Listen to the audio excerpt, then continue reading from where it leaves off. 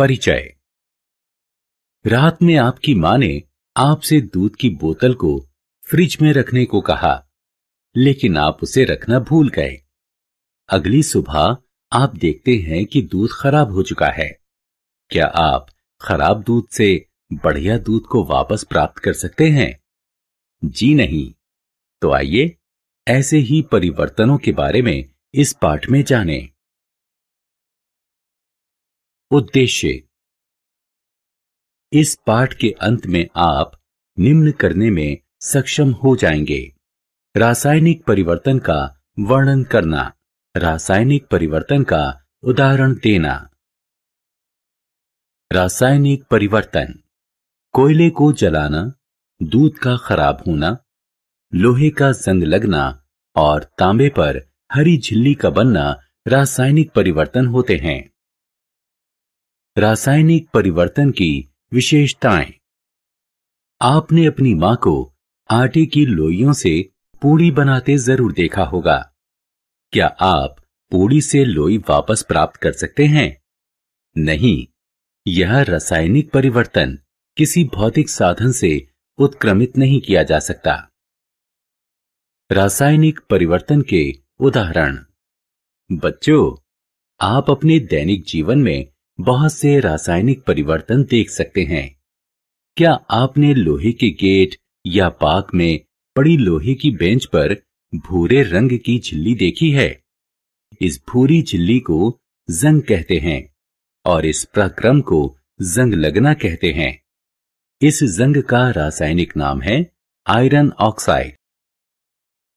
जंग से बचाव।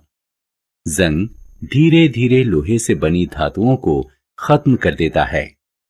आपने देखा होगा कि खिड़की या बालकनी में लगी लोहे की जाली में रंग लगा होता है। ये लोहे को जंग लगने से बचाता है। अतः हम लोहे को नम ऑक्सीजन या पानी के संपर्क से बचाकर जंग लगने से बचा सकते हैं। रंगाई, ग्रीस और तेल लगाना। लोहे पर जिंक की परत चढ़ाकर, जिसे यशद लेपन यानी गैल्वेनाइजेशन कहते हैं, और क्रोमियम की परत चढ़ाकर जंग से बचाया जा सकता है। रासायनिक परिवर्तन के उदाहरण। मैग्नीशियम की एक पट्टी लीजिए। इसके एक सिरे को लौ के करीब ले जाइए।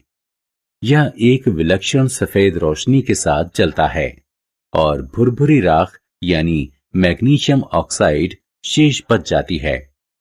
इस राख का गुण मैग्नीशियम से भिन्न होता है, अतः मैग्नीशियम का जलना एक रासायनिक परिवर्तन है। रासायनिक परिवर्तन के उदाहरण। जब मैग्नीशियम ऑक्साइड का जल में विलय होता है तो मैग्नीशियम हाइड्रोक्साइड प्राप्त होता है, जो लाल लिटमस को नीला कर देता है। इससे पता चलता है कि मैग्नीशियम हाइड्रोक्साइड की प्रकृति क्षारकीय होती है।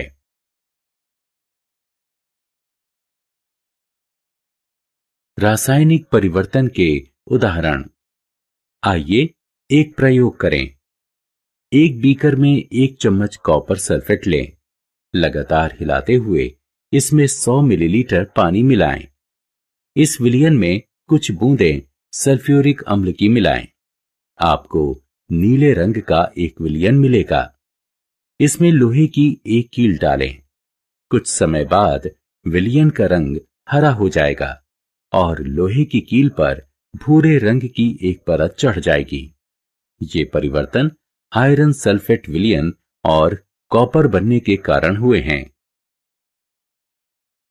रासायनिक परिवर्तन के उदाहरण। छात्रों, सिरका और बेकिंग सोडा हमारे रसोई में आसानी से प्राप्त हो जाते हैं। एक प्याले में थोड़ा सा सिरका लीजिए। इसमें 1 चुटकी बेकिंग सोडा मिलाइए। आप फुसफुसाहट की आवाज सुनेंगे और इससे बुलबुले बाहर आते देखेंगे। इससे उत्पन्न हुई गैस कार्बन डाइऑक्साइड है।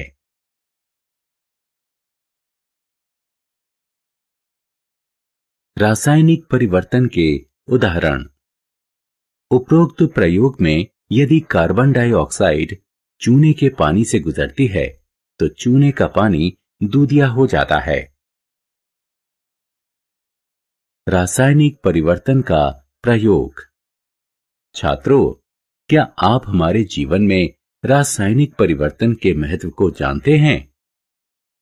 ये अयस्क से धातु निकालने, दवाइयों के निर्माण, कृत्रिम और उपयोगी वस्तुएं जैसे साबुन और प्लास्टिक, फाइबर, खेती के लिए खाद और कीटनाशक में उपयोगी है। सारांश। आइए हमने जो कुछ सीखा है उसे संक्षेप में दोहराएं। रासायनिक परिवर्तन के दौरान नया पदार्थ बनता है जिसके गुण मूल पदार्थ से सर्वथा भिन्न होते हैं। लोहे का जंग लगना ऑक्सीजन और जल की उपस्थिति में होता है। जंग का रासायनिक नाम हाइड्रेटेड आयरन ऑक्साइड है। मैग्नीशियम ऑक्साइड का जल में विलय होने पर मैग्नीशियम हाइड्रोक्साइड का निर्माण होता है, जिसकी प्रकृति क्षारकीय होती है। कार्बन डाइऑक्साइड चूने के पानी को दूधिया कर देता है। रासायनिक परिवर्तन दवाइयों, साबुन, खाद, कृत्रिम पदार्थ के निर्माण, अयस्क से धातु निकालने इत्यादि में उपयोगी होते हैं।